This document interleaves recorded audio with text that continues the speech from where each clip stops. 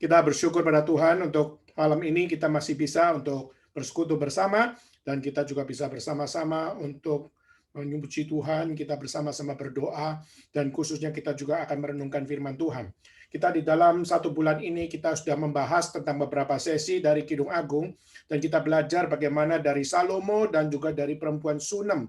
Kita belajar tentang bagaimana mengerti tentang teologi cinta, dan bagaimana kita bisa melihat bagaimana memandang konsep cinta sesuai dengan apa yang diajarkan oleh kitab suci.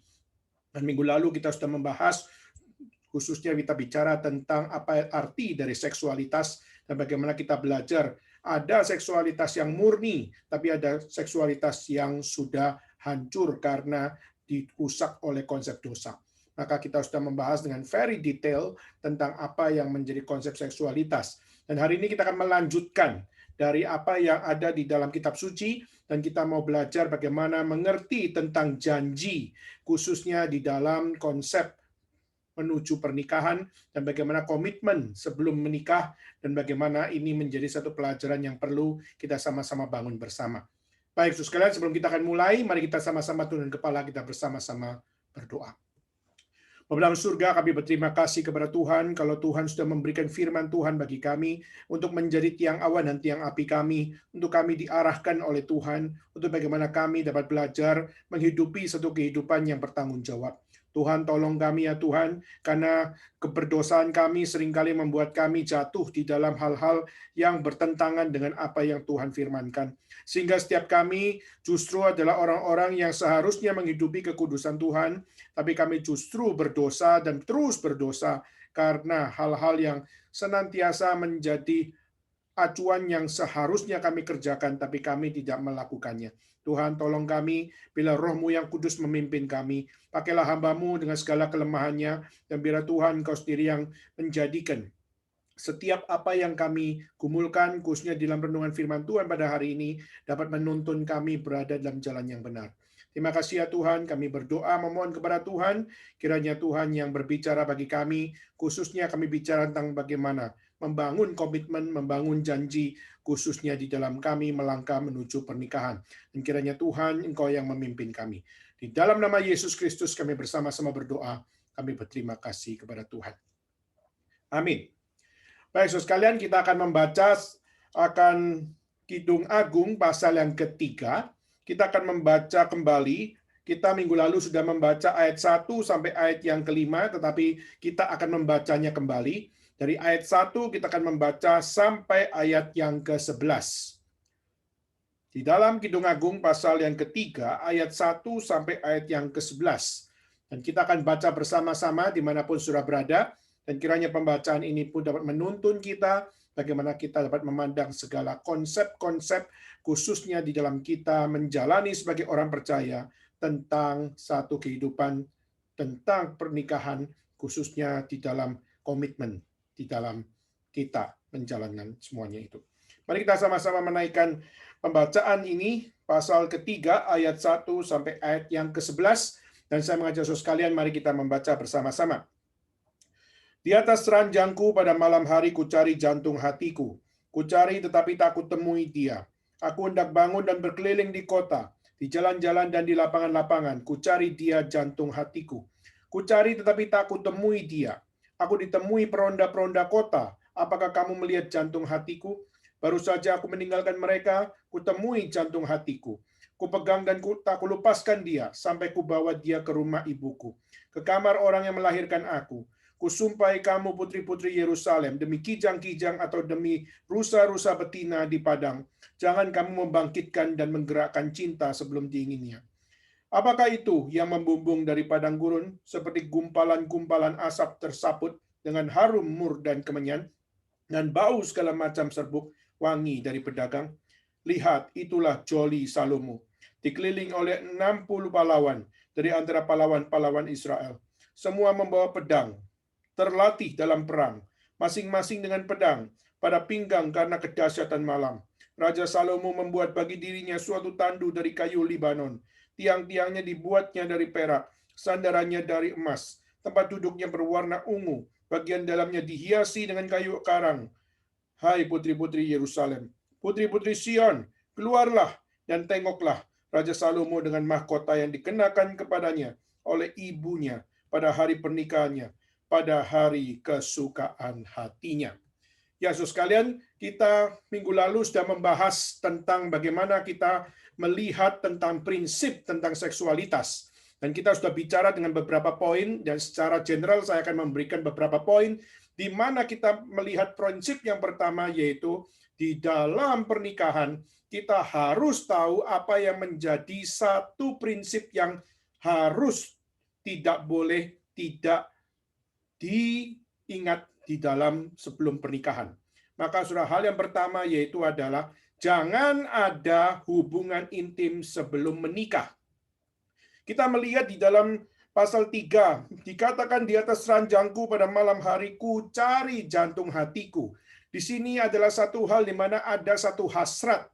Di situ ada satu keinginan, ada satu hal yang tidak bisa dipungkiri, yaitu adalah memiliki akan satu gairah. Tetapi saudara, meskipun gairah itu ada, nafsu itu ada, maupun keinginan itu ada, namun kita melihat bagaimana sebelum pernikahan, maka tidak boleh ada satu hal hubungan intim sebelum menikah. Dan saya sudah memberikan penjelasan kenapa. Pertama adalah seks adalah milik Allah. Kedua adalah seks harus berpusat pada Allah. Dan ketiga, seks harus menghormati maksud Allah. Dan seks harus membawa kita lebih dekat kepada kehendak Allah. Nah, saudara, itu sudah menjadi satu hal yang pertama kita sudah bahas dengan panjang lebar, khususnya kita melihat begitu banyaknya akan kehidupan seksualitas di dalam kekristenan yang sudah menjadi satu kesaksian yang buruk.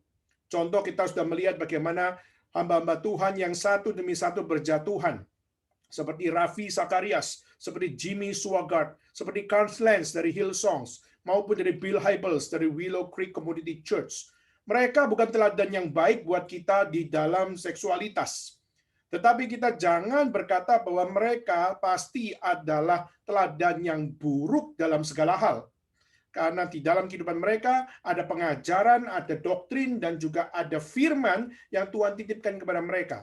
Tetapi di dalam teladan sebagai manusia, kita melihat bagaimana mereka jatuh di dalam seks yang salah. Mereka jatuh di dalam akan satu hal hubungan intim yang di luar pernikahan atau sebelum pernikahan, maupun sesuatu yang sudah menjadi satu dosa yang terus-menerus mereka lakukan tanpa diketahui. Maka itu kita bahas dengan panjang lebar, bagaimana kita melihat kata di dalam cinta kasih tidak boleh diperalat di dalam seksualitas sebelum waktunya.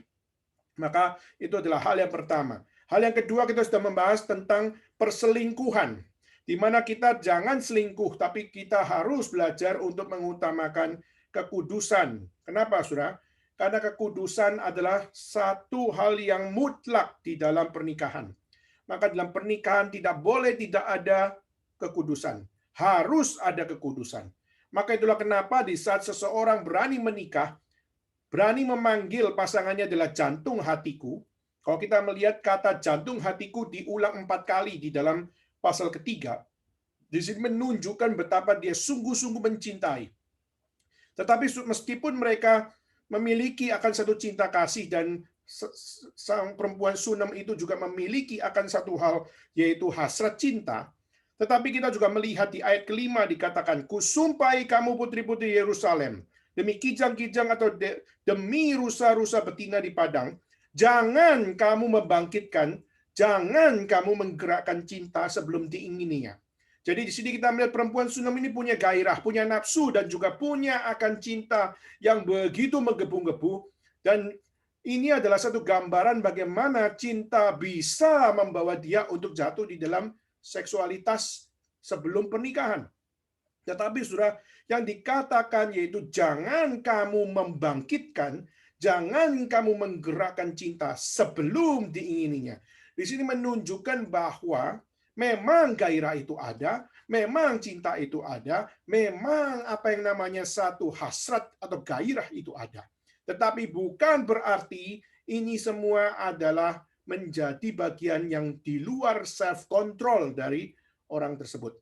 Tapi setiap pasangan harus memiliki self-control sampai pada waktunya tiba. Maka mereka menikah, maka disitulah seksualitas menjadi legal. Maka di sini perselingkuhan terjadi seringkali kenapa? Karena tidak menghormati akan apa yang sudah ditetapkan oleh Tuhan. Maka saudara, di saat seseorang memahami konsep kekudusan di dalam seksualitas, maka tidak ada tempat bagi orang ketiga. Maka berani menikah berarti tidak boleh ada tempat bagi orang ketiga. Nah, sekarang ironisnya adalah dunia perselingkuhan sudah menjadi sesuatu yang biasa saja. Dan kita juga melihat bagaimana perselingkuhan sudah menjadi sesuatu yang tidak lagi membuat kita kaget. Saudara, kemarin saya sudah memberikan contoh, misalnya polling pertanyaan cepat, misalnya dari Boy Williams atau dari Deddy Corbuzier soal selingkuh atau diselingkuin. Engkau yang selingkuh atau kamu yang diselingkuin. Pertanyaan bodoh, saudara, tetapi disukai netizen. Pertanyaan bodoh, tetapi pertanyaan yang membuat kita bisa ketawa, yang buat kita bisa terhibur dengan kata-kata tersebut, dengan pertanyaan tersebut. Padahal pertanyaan itu mirip sekali dengan satu pertanyaan, yaitu suka ditindas atau suka menindas, saudara. Kalau kita lihat ini pertanyaan yang cacat luar biasa. Selingkuh itu sama dengan menindas, diselingkuhi berarti sama dengan ditindas. Dan kita melihat tidak ada nilai arif di balik pertanyaan bodoh itu.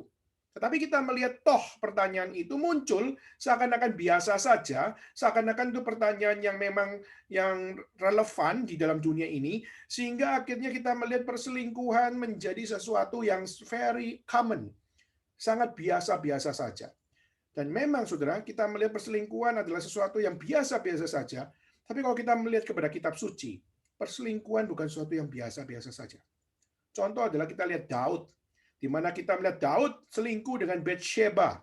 Dan kita tahu demi supaya memperoleh Batsheba, Daud merencanakan pembunuhan. Coba saudara perhatikan.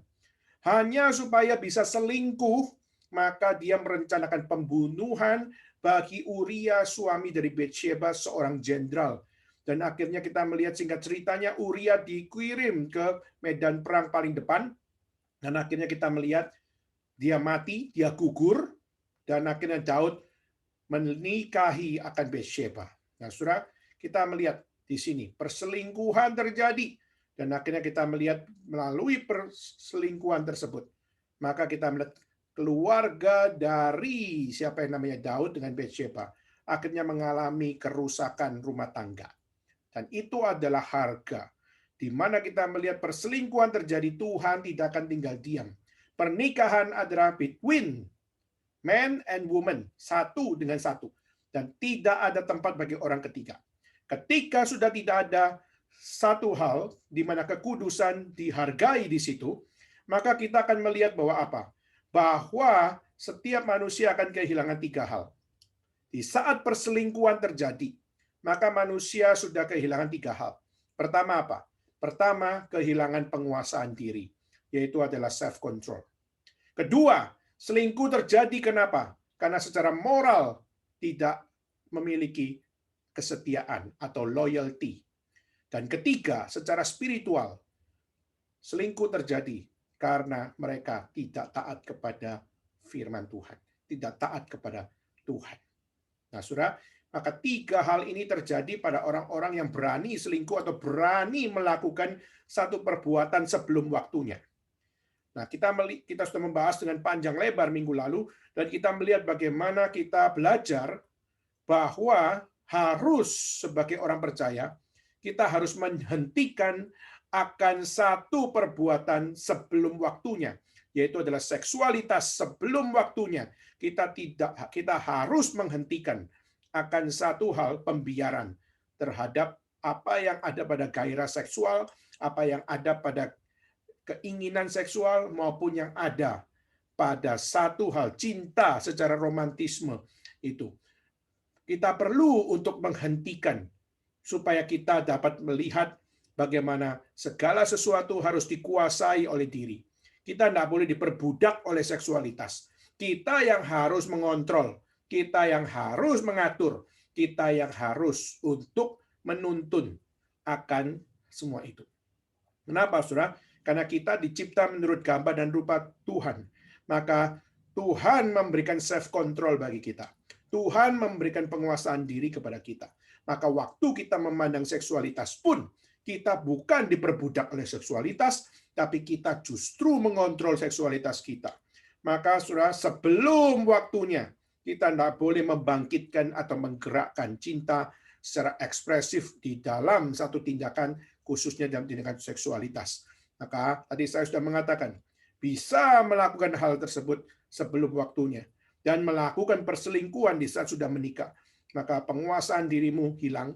Kedua adalah kesetiaanmu hilang. Dan ketiga, rasa takutmu kepada Tuhan hilang. Maka Tuhan tidak segan-segan akan menghancurkan akan setiap orang yang punya akan keberanian melakukan semuanya itu. Hari ini dunia seakan-akan bebas di dalam seksualitas. Mereka bebas mengumbar, mereka bebas untuk membaca akan segala sesuatu di dalam nafsunya adalah sesuatu hal yang alamiah, sehingga mereka tidak punya guilty feeling di dalam melakukan segala sesuatunya. Tetapi saudara, sebagai anak Tuhan, kemarin kita menutup dengan yang pertama, hentikan akan perbuatan seksualitas sebelum pernikahan. Hentikan setiap apa yang kau lakukan sebagai seorang laki-laki, sebagai seorang perempuan, untuk melangkah sebelum pernikahan. Maka seksualitas jangan menjadi sesuatu yang engkau lakukan. Maka itulah kenapa free sex adalah sesuatu yang tidak diizinkan di dalam kitab suci. Karena berani melakukan free sex berarti engkau adalah seorang yang sudah melanggar firman Tuhan. Dalam kitab suci hukumannya adalah mati. Hukumannya adalah dirajam batu. Dan hukumannya adalah tidak diizinkan untuk hidup lagi. Maka saudara, ini adalah hal yang pertama. Kedua, kita menutup dengan hentikan perselingkuhan. Kalau hari ini kita sebagai anak-anak muda, mungkin kita belum menikah, tapi kita mungkin sudah punya pacar. Tapi kita sudah punya pacar, tapi kita masih membuka diri kepada wanita-wanita lain. Maka saudara, itu adalah satu hal di mana berarti saudara mempermainkan perasaan. Saudara mempermainkan pacaran tersendiri. Kenapa? Karena definisi pacaran adalah satu hal, yaitu komitmen sebelum menuju pernikahan. Komitmen berarti apa? Kalau saya berani pacaran dengan satu orang, maka saya tidak ada mata untuk melihat yang lain.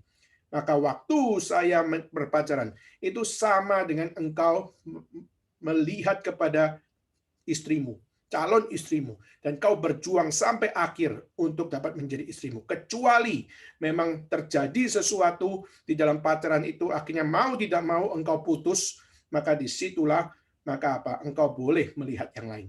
Tetapi di dalam engkau sebagai orang percaya, berani berpacaran, berarti engkau harus belajar setia, engkau harus belajar self control, kau juga harus takut akan Tuhan. Untuk apa? Menjaga komitmenmu sampai kepada pernikahan. Nah, saudara, kita sudah bahas itu semua, dan hari ini kita akan melanjutkan dengan satu hal, yaitu apa? Yaitu bagaimana pertumbuhan cinta itu ada pada puncaknya.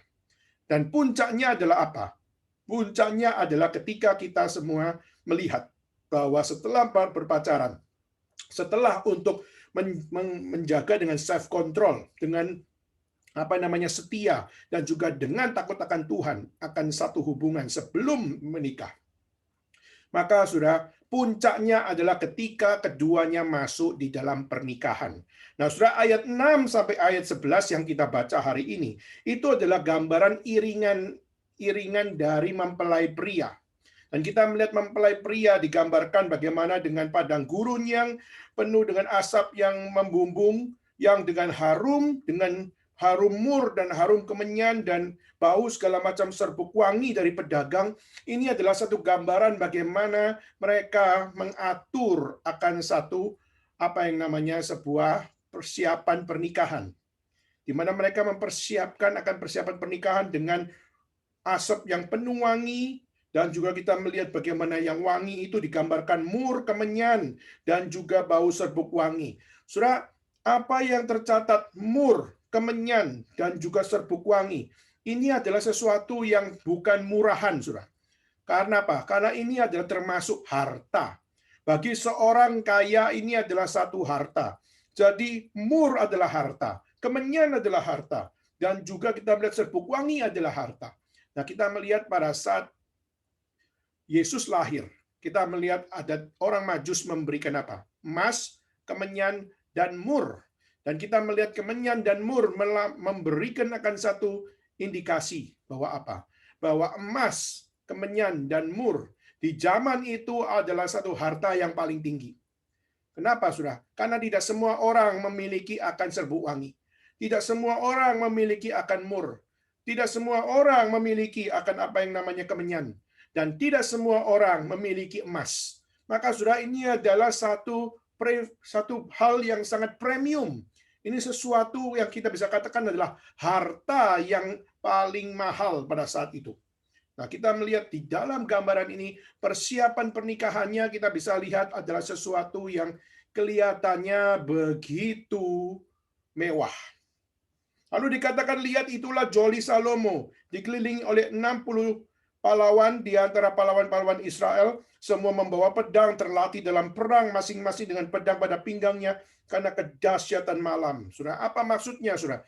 Joli Salomo digambarkan yaitu apa? Yaitu mempelai laki-laki yang dengan firm dia memberikan dirinya, mempersiapkan dirinya untuk menjadi seorang suami, untuk menjadi seorang calon pemimpin, khususnya di dalam keluarga yang akan dibangun, dalam rumah tangga yang akan dibangun. Dan kita melihat di sini perempuan Sunem adalah, kita sudah bahas panjang, yaitu perempuan Sunem ini adalah dari desa. Dan kita melihat dia bukan dari Yerusalem. Dia adalah dari Sunem, di mana Sunem itu ada ratusan kilometer. Dan kita melihat dari ratusan kilometer itu, kita melihat bagaimana perempuan tersebut adalah perempuan yang berbeda kelasnya dengan siapa yang namanya Salomo. Salomo dari kerajaan, sedangkan perempuan Sunem hanyalah dari kebun anggur. Dan kita melihat dua kelas yang berbeda. Tetapi kita melihat bagaimana sang pria menyatakan keseriusannya. Aku memang dari kerajaan, aku memang adalah dari akan bangsawan, tetapi aku dengan serius akan menyatakan pernikahan ini. Aku akan dengan serius menyatakan akan janji dan komitmen dan juga persiapan di dalam pernikahan, maka semuanya harus dengan serius diperlakukan. Saudara, maka digambarkan bagaimana Salomo membuat dirinya suatu tandu dari kayu Libanon, menunjukkan akan satu hal, keseriusannya bahwa aku akan menjadi seorang pemimpin, akan mengambil satu janji, yaitu apa? Aku akan membawa kendali dan aku akan membawa keluarga ini secara solid di dalam akan rumah tangga tersebut. Dan tiang-tiangnya dibuat dari perak, sandarannya dari emas, tempat duduknya berwarna ungu, bagian dalam dihiasi dengan kayu arang. Hai putri-putri Yerusalem, di dalam kekayaannya, dia menggambarkan semuanya itu. Dan digambarkan bagaimana dia dengan apa yang dikatakan tempat duduknya warna ungu, bagian dalamnya kayu arang, dan sebagainya. Menyatakan di dalam kemewahannya, di situ dia menyatakan satu cinta. Lalu dikatakan lagi, putri-putri Sion, keluarlah dan tengoklah Raja Salomo dengan mahkota yang dikenakan kepadanya oleh ibunya pada hari pernikahannya, pada hari kesukaan hatinya. Di situ digambarkan bagaimana Salomo sebagai seorang raja dan dia mengambil komitmen menikahi seorang biasa, dan putri-putri Sion dapat melihat bahwa apa? Seorang raja ini adalah seorang raja yang tidak mengambil satu hal hanya melihat kepada kecantikan secara performance. Kalau dibandingkan kecantikannya, maka perempuan-perempuan Yerusalem jauh lebih putih daripada perempuan Sunem itu. Perempuan Sunem digambarkan seorang perempuan yang kulitnya terbakar karena di kebun anggur setiap hari, sehingga kita melihat tubuhnya penuh dengan warna gelap, dan kita melihat di dalam tubuhnya sudah menjadi satu hal, kulitnya sangat-sangat kusam. Tetapi justru kita melihat perempuan Sunem ini dilihat oleh siapa yang namanya Salomo, bukan karena kulit, bukan karena warna kulit, bukan karena performance luar saja, tetapi ada prinsip-prinsip yang sangat-sangat indah dihidupi oleh perempuan Sunem ini. Dan kita kemarin sudah banyak belajar dari perempuan Sunem ini, bagaimana kita memahami tentang cinta, bagaimana memahami perempuan, dan kita memahami tentang komitmen-komitmennya. Nah, saudara, hari ini saya akan secara spesifik mengajak kita semua untuk melihat Memang, saudara, kalau kita melihat kepada persiapan pernikahan dari siapa yang namanya Salomo, kalau kita lihat iringan-iringan mempelai dari sang pria, kelihatannya begitu mewah, kelihatannya begitu megah, dan kita melihatnya dengan begitu meriah seakan-akan, dengan satu glamor yang kita mungkin bisa nilai bahwa ini buang-buang duit dan sebagainya, saudara. Dan saudara, satu sisi kita akan memberikan judgement bahwa apa? Apakah penting untuk mengadakan sebuah pesta persiapan pernikahan dengan kemegahan? Ya, seringkali kita terfokus untuk anti terhadap hal tersebut. Kita seringkali mengeluarkan sebuah early judgment dan mengatakan bahwa kemegahan itu sesuatu yang nggak penting. Sudah memang upacara itu adalah upacara yang kelihatannya very premium dan kelihatannya adalah sesuatu yang sangat-sangat buang duit dan seakan-akan adalah sesuatu yang tidak penting. Tetapi saudara, kita melihat upacara khususnya pernikahan kenapa dirayakan dengan begitu megahnya, khususnya oleh Salomo. Kita tahu Salomo mungkin adalah karena dia adalah orang kerajaan, maka dia bisa dengan megah. Ya, pertanyaan mungkin adalah kita bukan Salomo, dan kita mungkin nggak bisa semegah Salomo. Ya, saudara, saya yakin dan percaya tidak ada yang bisa mengalahkan Salomo, karena Salomo kekayaannya luar biasa. Tetapi saudara, kita bisa melihat bagaimana apa yang ada pada diri Salomo, kenapa dia mengungkapkan semuanya itu. Semuanya diungkapkan dengan begitu mewah, digambarkan dengan begitu megah, bahkan digambarkan dengan keanggunan yang luar biasa. Saudara, dan karena calon suami tersebut menyatakan bahwa aku adalah seorang yang relevan. Saya adalah seorang yang berusaha cocok untuk apa? Bisa menjadi kebanggaan istri. Bisa untuk diterima. Dan juga bisa untuk apa? Bisa untuk diberikan akan satu kesempatan untuk bisa menjadi suami bagi perempuan Sunem tersebut. Nah, saudara, tentu saja kita kalau melihat di dalam hal ini, kita bisa mengatakan bahwa ini kelihatannya cocok kalau dikhotbahkan dengan prosperity teologi. Mungkin ini bisa menjadi sesuatu hal yang cocok kalau dikhotbahkan di dalam apa yang namanya satu teologi kemakmuran, yaitu apa? Bahwa pernikahan adalah sebuah hal, kita harus menunjukkan bahwa kita adalah anak-anak Tuhan. Dengan kita melakukan akan pernikahan dengan mewah, dengan melakukan pernikahan dengan megah, dengan anggun, dan sampai habis banyak uang, maka itu adalah tanda kita adalah anak Tuhan dan kita adalah anak Tuhan yang diberkati. Sudah seringkali konsep ini dipelintir, khususnya dari pernikahan dari Salomo menjadi satu acuan bagaimana kalau kita mau mengadakan pernikahan harus semegah mungkin. Sudah satu sisi kita tidak menyalahkan Salomo. Kenapa? Karena Salomo memang adalah seorang yang adalah dari kerajaan. Tetapi apakah yang menjadi ekspresi dari Salomo ini akhirnya menjadi ekspresi orang percaya, yaitu apa? Yaitu melakukan hal yang sama, melakukan melakukan imitation, bahwa kita perlu untuk sebelum pernikahan, waktu kita mau mengadakan akan apa yang namanya pesta, maka kita mengadakan pesta sebesar-besarnya dengan keanggunan, dengan apa yang namanya satu kemewahan dan kepremiuman yang ada pada kita. Nah, saudara, maka kita harus belajar untuk memilah bahwa mana yang memang harus kita ikuti, mana yang tidak harus kita ikuti. Saudara, kenapa, saudara?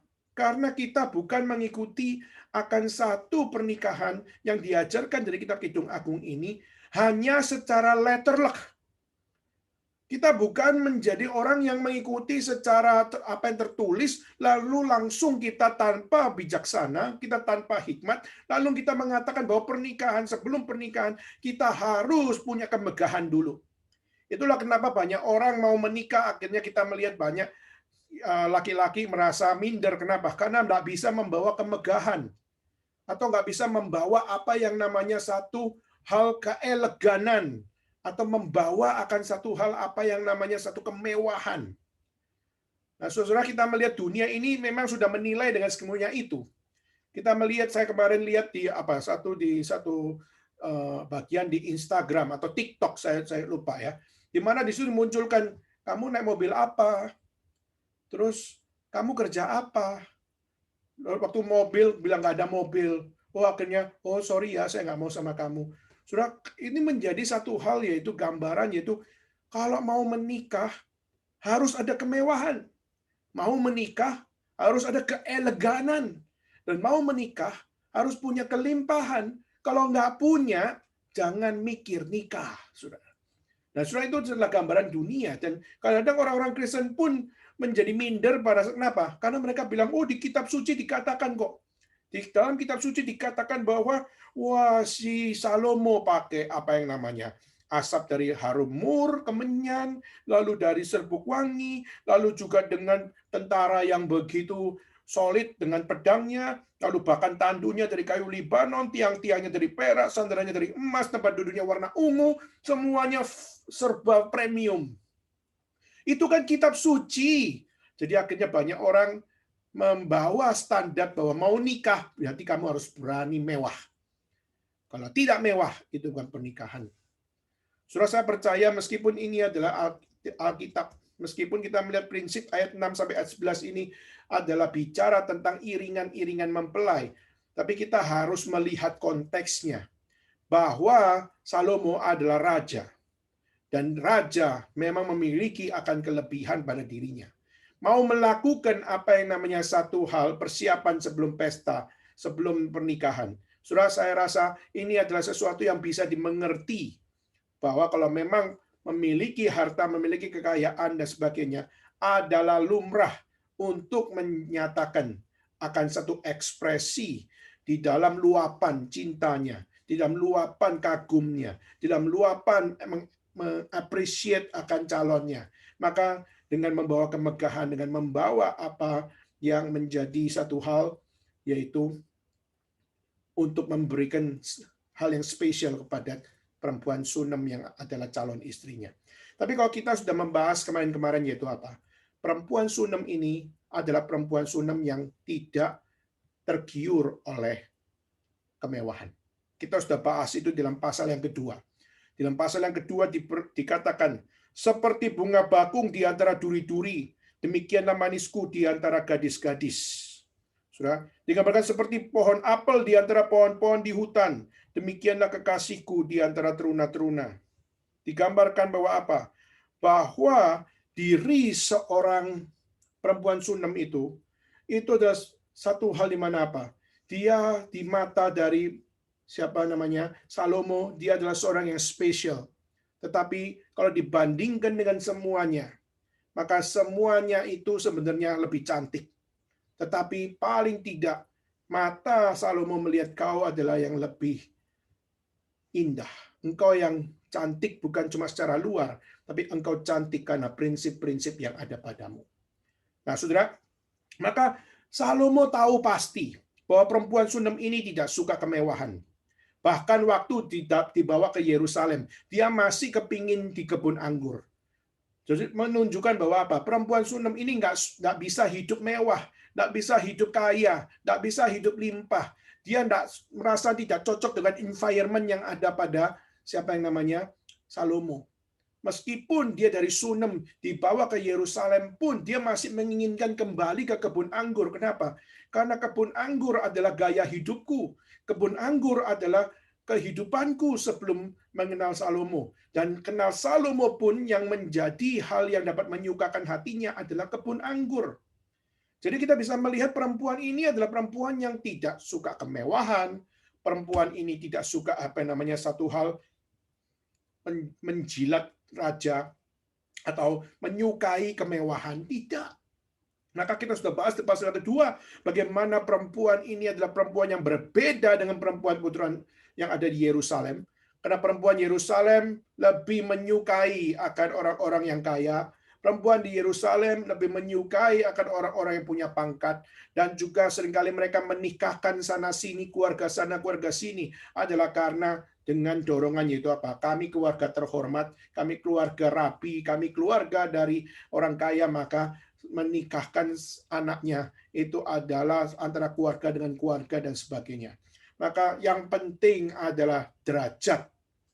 Tapi justru ini Salomo berani menikahi seorang perempuan Sunem yang tidak punya kelas. Sudah ini sesuatu yang sangat spesial. Nah, sekarang di dalam gambaran ayat 6 sampai ayat 11, mungkin kita bisa salah sangka terhadap Salomo dengan segala kemewahan, dengan segala apa yang namanya satu kepremiuman, khususnya di dalam keeleganan yang diberikan kepada perempuan itu di dalam ekspresi dia sebagai mempelai pria. Tetapi saudara, kita tidak boleh melihat akan semuanya itu adalah satu dalil bahwa pernikahan harus dimulai dari semuanya itu. Tidak. Saudara. Tetapi kita harus melihat beberapa hal. Yaitu apa? Pertama, kita melihat marriage is a covenant, not a contract. Jadi hal yang pertama saya mau ajak kita melihat, ketika Alkitab mengajarkan apa arti pernikahan.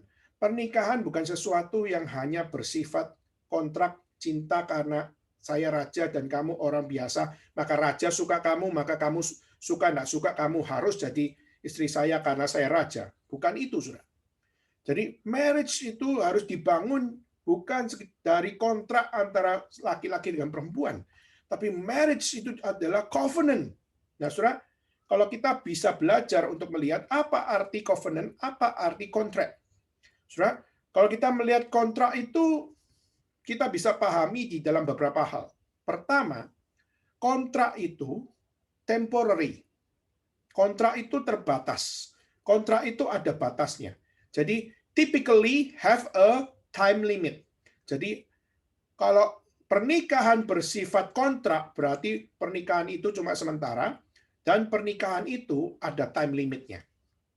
Kedua, kita melihat bagaimana kontrak, kalau pernikahan itu dibangun secara kontrak, maka apa? Maka di dalam kontrak tidak ada yang namanya pengampunan. Kenapa, saudara? Karena dalam kontrak yang ada adalah justice.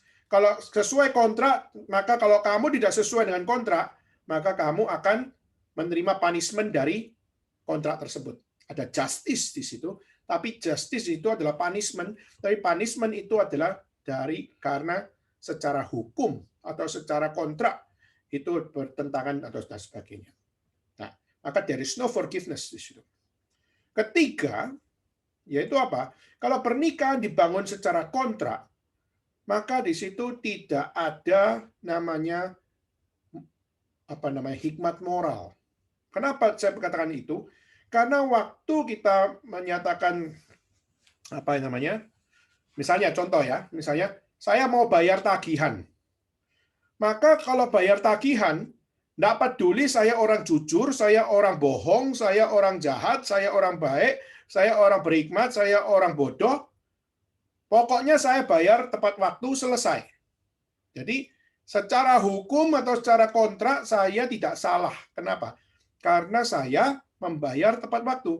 Tidak peduli beban moralnya saya ini orang beragama atau nggak beragama, saya ateis atau saya percaya Tuhan, ya, maka itu tidak ada hal yang dikhawatirkan di situ.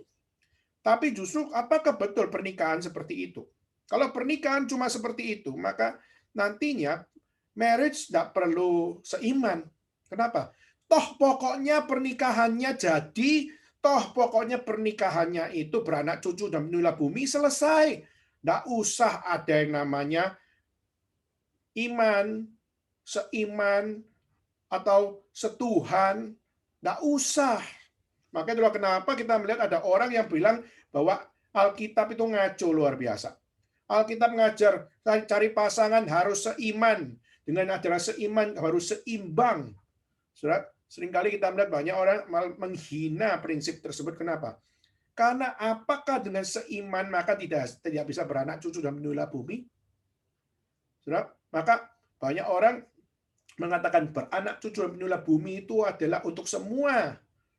Maka menikah juga untuk semua. Maka kenapa harus seiman? Maka perlu tolerance.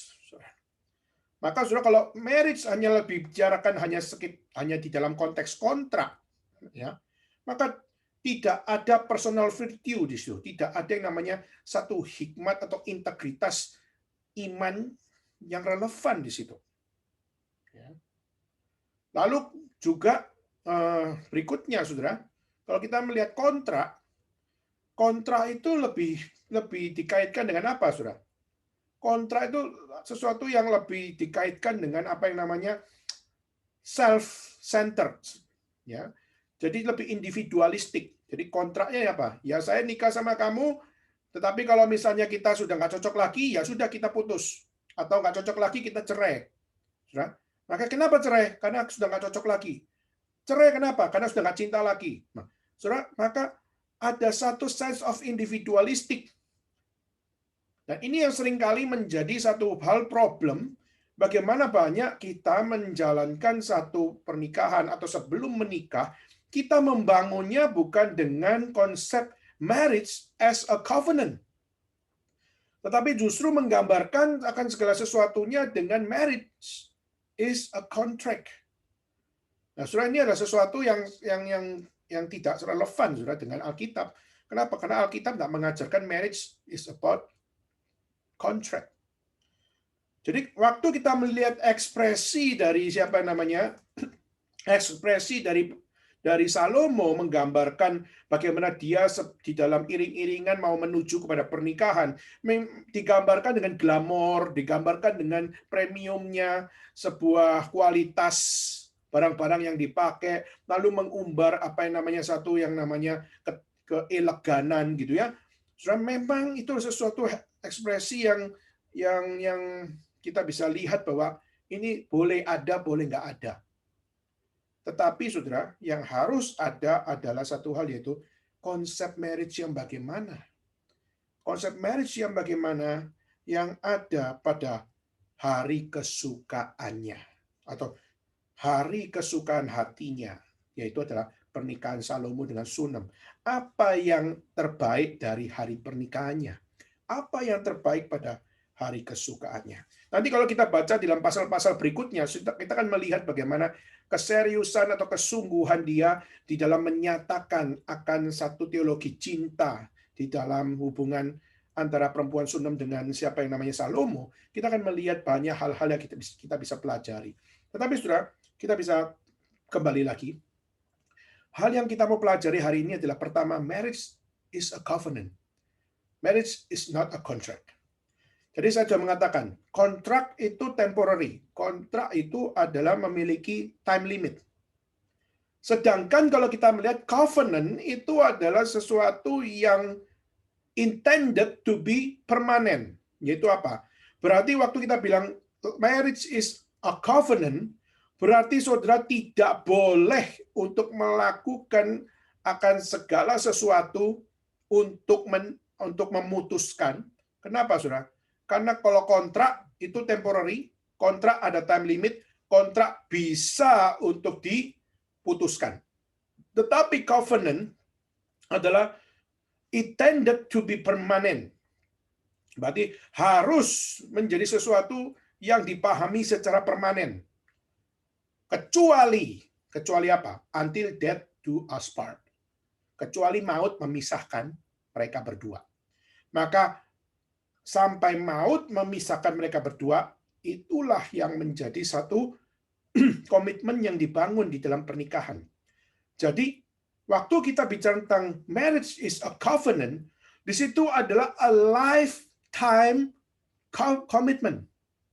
Itu adalah satu komitmen seumur hidup. Adalah satu komitmen seumur hidup dengan perempuan tersebut, yaitu perempuan Sunem ini. Salomo mengambil akan satu komitmen ini. Saudara, kalau ini adalah prinsipnya. Tapi saya ingin tanya, waktu ada prinsip seperti ini, Salomo sempurna nggak menghidupinya? Jawabannya tidak. Kenapa? Karena perempuan yang dinikahi oleh Salomo tercatat adalah berapa? Ribuan, saudara. 1.000. Bahkan dengan gundiknya. Bahkan dari darah-darah yang tidak terhitung jumlahnya. Saudara, kita melihat Salomo punya istri, punya gundik, dan juga punya darah-darah. Dan kita melihat ini adalah sesuatu gambaran bagaimana secara seksualitas dan juga secara akan apa yang namanya konsep cintanya dari Salomo, sebetulnya kalau kita bisa katakan bahwa apa? Dia orang gagal. Mungkin seperti Raffi Sakarias, atau seperti Jimmy Swaggart, atau seperti Bill Hybels, dan sebagainya. Mereka hamba Tuhan, tapi akhirnya mereka ada jatuh di dalam dosa. Nah, Salomo, kita bisa katakan bahwa Salomo juga ada seorang raja, dan dia juga seorang yang dipakai Tuhan untuk kita baca kitabnya. Tapi kita juga tahu dia adalah memiliki kegagalan seksualitas, dia punya kegagalan pernikahan, dia punya kegagalan di dalam cinta, di dalam akan perempuan. Dia adalah orang paling gagal. Dan orang yang paling gagal ini Tuhan berikan kesempatan untuk menuliskan Kidung Agung untuk kita semua baca.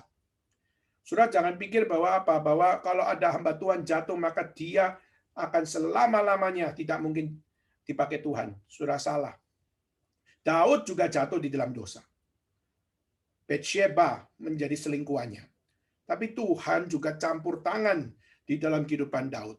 Salomo kita bisa katakan meskipun kita baca kitab Kidung Agung, tapi kita juga menemukan bahwa seorang yang namanya Salomo ini pun tidak lebih baik daripada orang lain.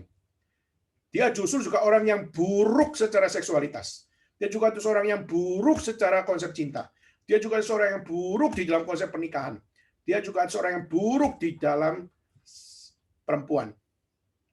Maka kita bukan akhirnya menjadi fanatik dengan Alkitab, lalu akhirnya kita tidak melihat kepada kelemahan-kelemahan, dan tidak melihat kepada hal-hal yang buruk, yang busuk yang ada pada dirinya. Saudara, kita melihat Tuhan tahu betapa busuknya orang ini. Tapi Tuhan juga dengan hikmat bijaksananya memakai orang ini. Orang berdosa ini. Tuhan masih mau pakai untuk apa? Untuk mengajarkan kepada kita. Jadi saudara, hal yang kita bisa lihat dengan persiapan Salomo memberikan dirinya untuk menunjukkan betapa dia menjadi seorang suami. Dia serius. Dan keseriusan itu adalah keseriusan yang sangat-sangat alamiah. Tetapi saudara, sekali lagi, marriage is about covenant, it's not a contract. Jadi ini menjadi satu hal, yaitu yang pertama tadi saya mulai dengan apa? Bahwa contract itu temporary. Kontrak itu have a time limit. Tapi covenant intended to be permanent. Sampai waktu sudah tiba, yaitu apa? Maut memisahkan mereka berdua. Maka itulah lifetime commitment. Dan saudara, seharusnya setiap kita di dalam orang-orang percaya, di dalam pernikahan, bukan dengan satu semangat kontrak, saudara memulai cinta. Bukan dengan spirit kontrak untuk saudara memulai pernikahan. Kenapa? Kontrak itu biasanya bicaranya apa? Kalau kamu kaya, maka saya mau jadi istri.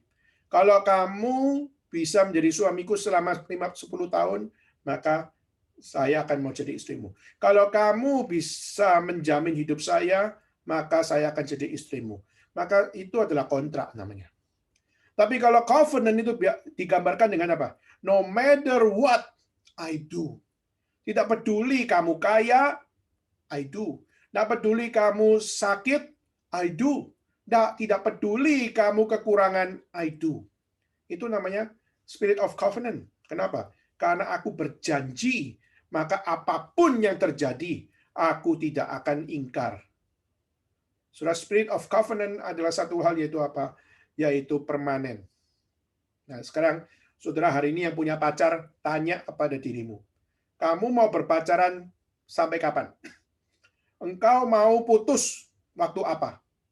Dan kamu mau melanjutkan pernikahan, ke jenjang pernikahan, ketika apa?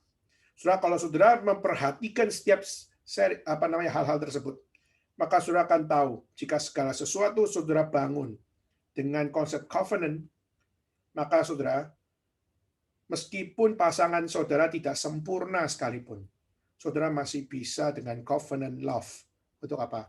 Untuk tetap mensupport dia, untuk tetap mengasihi dia, untuk tetap menolong dia, untuk tetap mendukung dia. Tapi kalau saudara tidak memiliki covenant love, maka waktu dia mungkin punya kelemahan, saudara mengatakan, saya nggak mau sama orang lemah. Akhirnya saudara memutuskan kontrak, dan saudara mengatakan, saya tidak mau dengan dia. Maka saudara, itu adalah spirit of contract.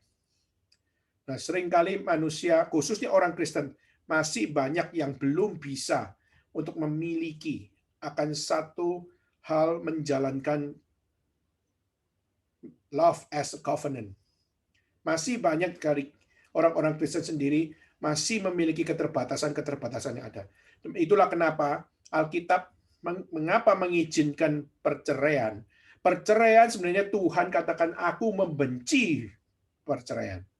Tetapi di dalam hukum Musa kita melihat bagaimana perceraian diizinkan dibagi siapa? Bagi yang melakukan apa yang namanya perzinahan. Maka di luar zina, maka tidak ada yang namanya satu hal diizinkan untuk apa? Untuk bercerai. Maka perceraian Tuhan membenci perceraian. Tetapi ada satu kasus yang diizinkan yaitu apa? Di saat terjadi perzinahan.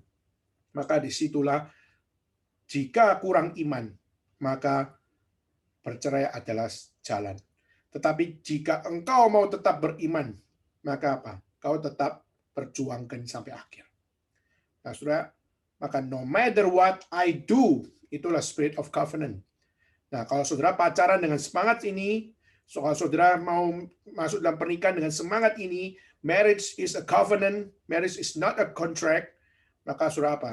Maka saudara akan dengan hati-hati, saudara pasti akan dengan serius, saudara pasti akan dengan sungguh-sungguh, saudara tidak akan liar, saudara tidak akan ngaco, tidak akan, kalau bahasa Mandarin adalah luan lai, yaitu adalah saudara memulai sesuatu keliaran. Maka itu adalah hal di mana marriage is a covenant, itu sesuatu yang relevan. Dan saudara, covenant adalah sesuatu yang mengajarkan tentang apa? Tentang forgiveness. Di mana kita melihat covenant emphasize forgiveness. Kenapa? Karena covenant menggambarkan kepada kita yaitu siapa sih kita di hadapan Tuhan. Siapakah laki-laki, siapakah perempuan di hadapan Tuhan. Kita ini nikah dengan orang apa? Maka saudara, we are marrying a sinner. So when he or she fails you, you must learn how to forgive. Like God, covenant salvation, He gave to us. Seperti siapa? Seperti Kristus, seperti Allah yang menyelamatkan kita orang berdosa. Maka waktu kita mau menikah atau kita pacaran, kalian harus tahu bahwa pacarmu bukan orang sempurna, pacarmu adalah orang berdosa, dan waktu dia melakukan hal yang salah, atau dia melakukan hal yang tidak menyenangkan hatimu, kita tidak bisa untuk menuntut bahwa apa? Bahwa orang tersebut adalah cacat, orang tersebut adalah gagal, saya tidak mau dengan dia. Maka saudara, kalau mau pacaran dengan siapa saja, saudara pasti akan menemukan apa yang namanya fairness. Saudara pasti akan menemukan apa yang menjadi lack dari setiap orang. Jadi kalau kontrak, mereka hanya berdasarkan apa yang mereka inginkan. Saya mau jadi suamimu asal kamu kaya. Kalau kamu kaya, saya mau jadi suamimu atau saya mau jadi istrimu. Jadi, tidak ada forgiveness di situ. Yang ada adalah kaya atau tidak kaya. Jadi kalau tidak kaya lagi, misalnya saya orang kaya, lalu akhirnya sudah 10 tahun kaya, tiba-tiba di tahun ke-10 saya bangkrut. Dan waktu bangkrut semua uang saya habis. Karena semua uang saya habis, akhirnya istri saya berkata apa? Kamu sudah nggak kaya lagi, maka kontraknya habis. Yaitu apa? Saya meninggalkan kamu. Banyak sekali terjadi, bukan? Maka saudara, ini yang kedua yaitu apa? Contract downplay forgiveness. Dan kita melihat tidak ada forgiveness, yang ada adalah aturan main. Aturan main dalam pernikahan, aturan main di dalam bagaimana melanjutkan atau memutuskan. Nah, saudara, kalau kita lihat justru covenant beda. Covenant meskipun engkau adalah orang-orang berdosa dan kita sama-sama berdosa, dan waktu kita salah satu atau dua-dua jatuh di dalam dosa, kita harus belajar bagaimana mendukung, harus belajar bagaimana mengampuni, harus belajar bagaimana mensupport, harus belajar bagaimana memberikan dukungan. Itu yang namanya covenant. Dan marriage must be covenantal. Harusnya seperti itu, bukan? Saudara punya pacar, pacar saudara seharusnya, kalaupun pacarmu gagal, saudara seharusnya sebagai calon istri, yaitu apa? Saudara harus belajar sebelum engkau berjanji di pernikahanmu, yaitu apa? Sehat atau sakit, kaya atau miskin, aku mau tetap mencintai dia. Saudara, maka itulah kenapa kontrak tidak akan relevan di dalam pernikahan yang sejati. Kalau spirit kita adalah spirit of contract, saudara, hari ini saudara harus bertobat. Tak peduli saudara laki-laki atau perempuan, tapi di saat pacaran, konsep pernikahan saudara adalah didasarkan dari contract spirit, maka saudara harus belajar untuk menghentikan semuanya itu, bertobat dan kembali kepada covenantal marriage, covenantal love. Dan itulah yang sejati, saudara. Jadi sebelum terlambat, saudara perlu bertobat. Sebelum terlambat, koreksi setiap apa yang menjadi konsep love and marriage di dalam hidup saudara dan saya. Saudara, maka tadi kontrak itu temporary, covenant itu permanen. Kedua adalah kontrak don't play forgiveness, but covenant emphasize forgiveness. Hal ketiga yaitu adalah satu hal di dalam kontrak, ya, there is no personal virtue involved. Itu adalah tidak ada yang namanya hikmat bijaksana mengikutinya. Yang ada hanyalah tuntutan, saudara. Sedangkan kalau kita melihat covenant, itu involve apa? Di dalam covenant itu involve moral virtue, fidelity to standards. Yaitu adalah ada yang namanya satu bijaksana moral dan juga ada iman yang menjadi standar etika. Yang tadi saya pakai contoh yaitu bayar tagihan, orang nggak akan peduli kamu orang kaya, orang miskin, tak peduli kamu orang jujur, orang brengsek, penjahat atau orang baik. Pokoknya bayar tepat waktu. Selesai. Tapi kalau covenant mengajak untuk apa? Ayo sama-sama bayar tagihan, tapi juga sama-sama yuk belajar jujur. Yuk sama-sama yuk mencari Tuhan. Sama yuk ayo membangun relasi dengan baik. Nah, kalau semua itu dapat menjadi sesuatu yang dibangunkan, maka apa? Maka satu pasangan dengan pasangan yang lain akan bisa saling menikmati bijaksana. Semakin pacaran bukan makin rusak, makin bijaksana. Makin pacaran makin cinta Tuhan seharusnya, bukan makin meninggalkan Tuhan. Makin pacaran makin menikah seharusnya makin sinkron, bukan semakin bertolak belakang. Ya kan? Sudah? Maka itulah menjadi satu tuntutan di dalam covenantal marriage atau covenantal love, yaitu apa? Yaitu harus ada virtue di situ, harus ada hikmat bijaksana. Kalau sudah menikah tapi nggak tambah bijak, menikah nggak bertambah hikmat, maka something wrong with us, something wrong dengan kita. Seperti itu. Lalu kita melihat tadi, kalau marriage dibangun dengan kontrak, maka apa? Selalu yang ditempatkan adalah my needs first. Aku butuh apa? Misalnya aku butuh kenyamanan, maka kamu, kalau aku nikah sama kamu, kamu harus kasih saya kenyamanan. Atau oke lah, kenyamanan mungkin relatif. Kasih saya keamanan. Nah, seringkali kita memberikan RQ seperti itu. My needs first. Jadi kalau my needs sudah terpenuhi, maka apa? Baru marriage bisa menjadi sesuatu yang terrealisasi. Nah, seringkali seperti itu kan. Seperti yang kita lihat bagaimana di iklan TikTok dan sebagainya dikatakan apa? Kamu ada mobil tidak? Kamu ada rumah tidak? Kamu punya uang tidak?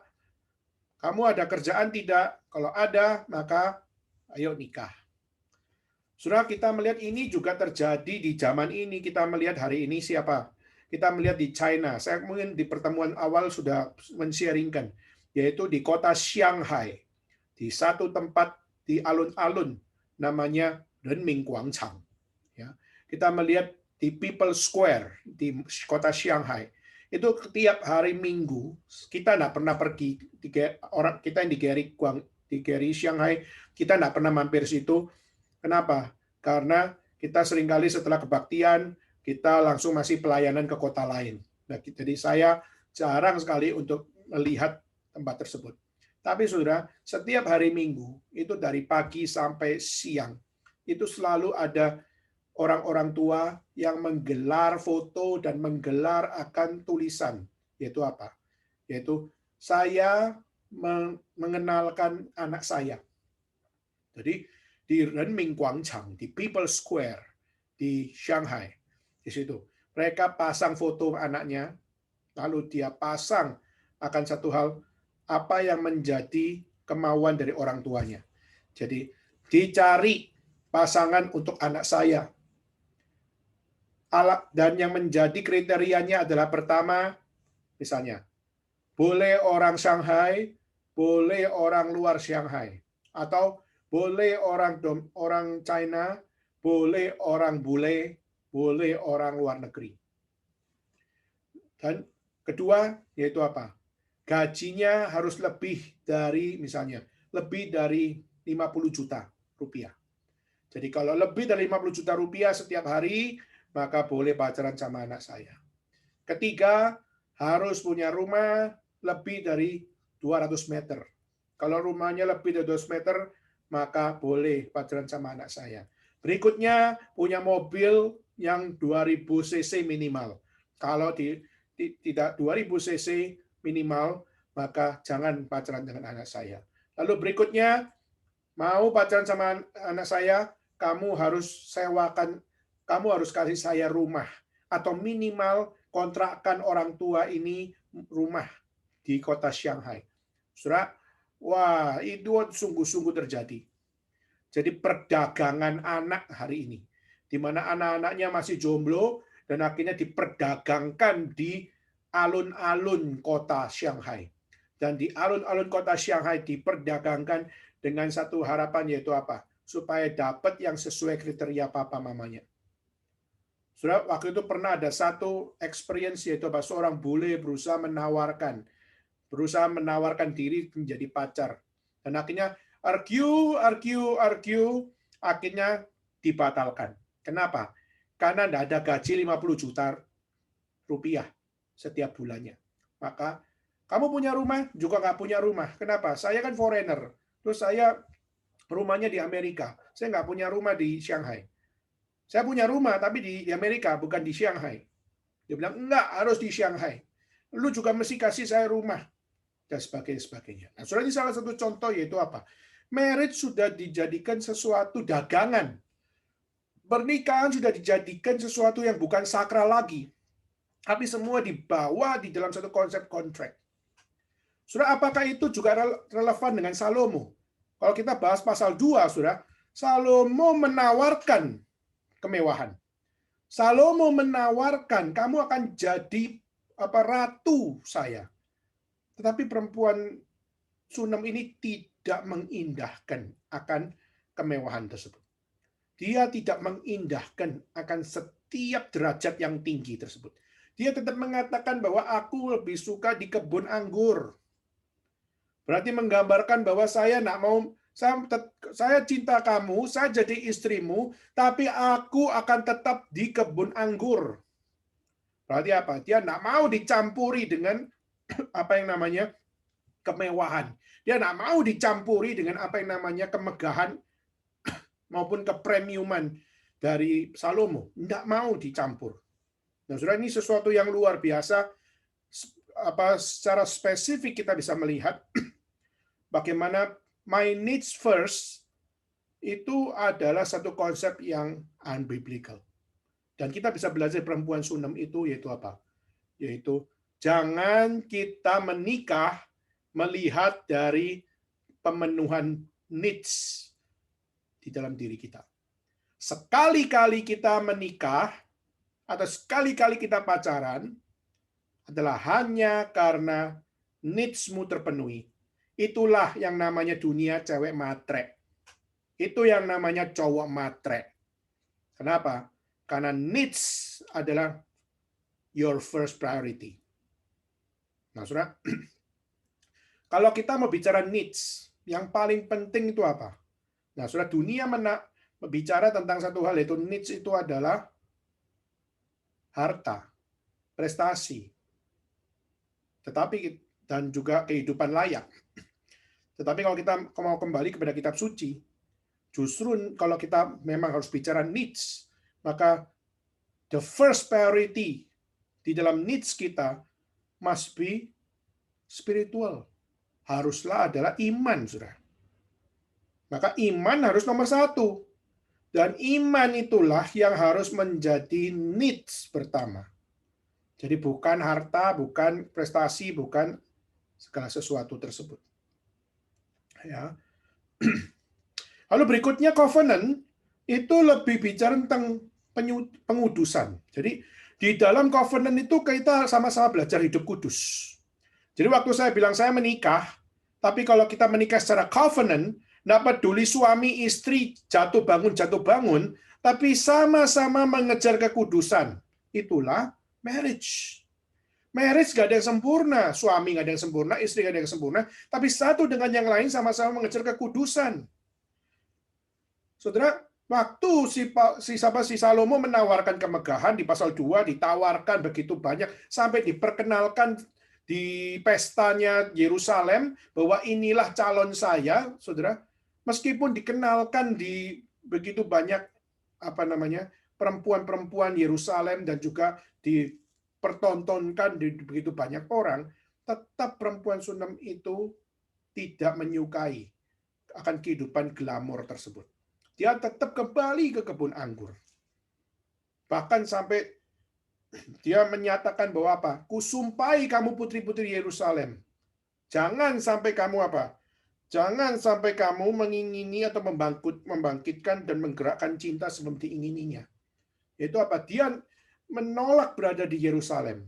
Tapi meskipun dia menolak di Yerusalem, tapi dia tetap untuk apa? Dia tetap untuk mengasihi, meskipun dia tahu bahwa Salomo bisa saja diganggu oleh banyak putri-putri Yerusalem. Ya. Jadi kita melihat covenant justru ada self control di situ.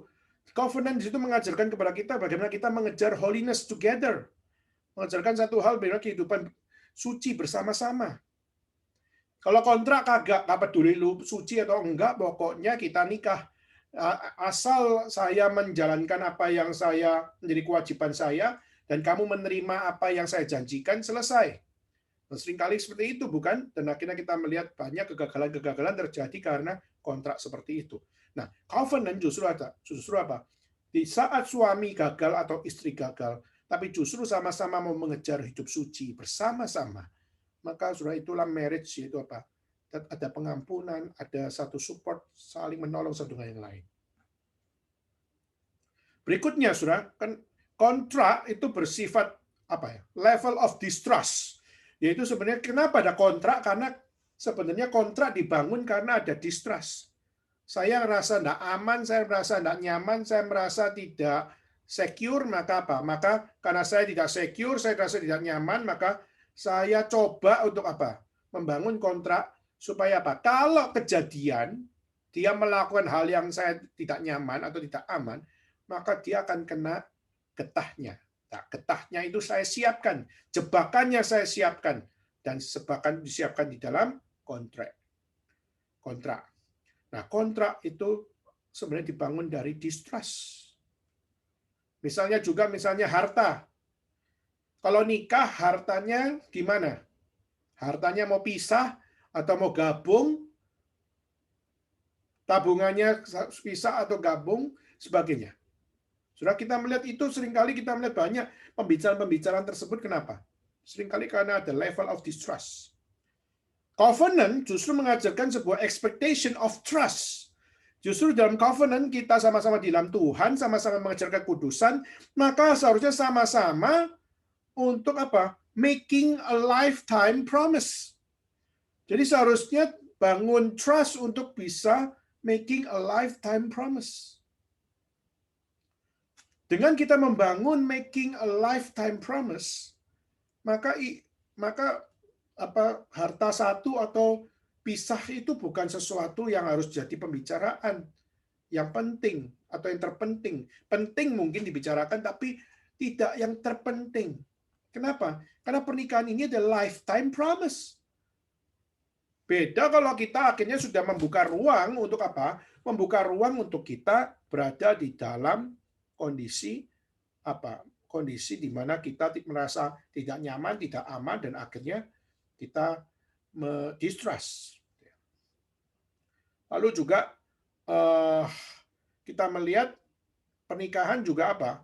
Juga kalau kita melihat dalam kitab suci, itu ada satu simbol of unity. Jadi misalnya adalah di dalam Kejadian pasal 2 ayat 25, di mana digambarkan perempuan itu telanjang, laki-laki itu telanjang, dan mereka tidak malu. Di situ ada openness, di situ ada transparansi di dalam sexual intimacy. Dan ini adalah gambar unity. Dan saudara, itu adalah sesuatu yang sangat-sangat kudus. Jadi, di saat seorang suami, seorang istri naked and not ashamed, maka di situ adalah satu gambaran, yaitu apa? Itu adalah konsep unity. Tapi kita lihat manusia sejak jatuh dalam dosa, akhirnya mereka naked and ashamed. Justru akhirnya kita melihat yang seharusnya naked and not ashamed, tapi akhirnya sekarang jadi naked and ashamed. Kenapa, saudara? Karena segala sesuatu dengan kontrak, sudah bukan dengan cinta yang benar. Kalaupun not ashamed, tapi not ashamed yang sudah dikotori dengan apa? Dikotori dengan apa yang namanya dosa. Nah, saudara, ini menjadi sesuatu yang akhirnya kita lihat bahwa marriage is about covenant, it's not about contract. Itu hal yang saya rasa ini perlu menjadi dasar utama kita di dalam pernikahan, sebelum masuk di dalam pernikahan, sebelum kita membangun janji kudus di hadapan Tuhan, khususnya mau menikahi pasangan kita, kita harus punya konsep yang sama tentang marriage. Marriage must be a covenantal, not a contract. Ketika kita memulai dengan konsep kontrak di dalam pernikahan, saudara sudah memulai pernikahan yang tidak sejati. Itu pertama. Kedua, saudara, kita melihat bagaimana Raja Salomo mengungkapkan iringan-iringan mempelainya dengan gumpalan asap, dengan harum mur, kemenyan, bau serbuk wangi. Kita melihat dia dikelilingi 60 pahlawan Israel bawa pedang, terlatih dalam perang, pedang pada pinggang. Lalu dikatakan bagaimana dia membuat dirinya suatu tandu dari kayu Libanon, tiang-tiangnya perak, sandarannya emas, tempat duduknya ungu, bagian dalamnya kayu arang. Saudara, di sini kita melihat ada persiapan yang serius di dalam pernikahan. Ya, kita melihat ada satu persiapan yang serius di dalam pernikahan. Penting memang, tapi harus dipahami yaitu apa? Kita nanti harus lihat konteksnya, yaitu apa? Yaitu pernikahan bukan persoalan secari kertas, yaitu aku suamimu dan kamu istriku. Pernikahan bukanlah ritual standar bebas, baik dalam same-sex marriage maupun illegal marriage. Jadi kita melihat hari ini banyak dunia mengecam konsep pernikahan yang ortodoks, dan kita melihat pernikahan itu dibilang apa? Sudahlah, ngapain sih urusan pernikahan itu harus dipikirkan dengan serius sampai urusan keagamaan segala dan sebagainya. Pernikahan itu kan urusan romantis. Pernikahan itu urusan romantic relationship, bukan biblical relationship. Saya bukan menikah sama Tuhan, saya menikah sama istri saya menikah sama perempuan, saya menikah sama laki-laki, saya menikah sama sesama laki-laki, saya menikah sama perempuan. Bahkan ada yang menikah dengan bonekanya, menikah sama laptopnya, menikah sama anjingnya, menikah sama kesukaannya, yaitu apa? Misalnya film animenya, boneka animenya, boneka seksnya, dan sebagainya. Nah, sudah kita melihat banyak sekali dunia mengecam konsep pernikahan yang ortodoks, karena mereka mengatakan pernikahan itu tidak boleh dibikin triangle, nggak boleh dibikin laki-laki perempuan atau laki-laki wanita. Tuhan jangan dikaitkan sudah. Pernikahan cuma urusan romantic relationship, bukan biblical relationship. Waduh, ngaco benar, sudah.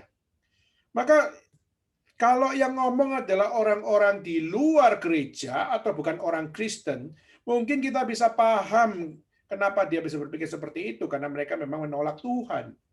Tapi kita juga melihat banyak orang-orang Kristen, khususnya yang liberal, mereka juga menyatakan ini.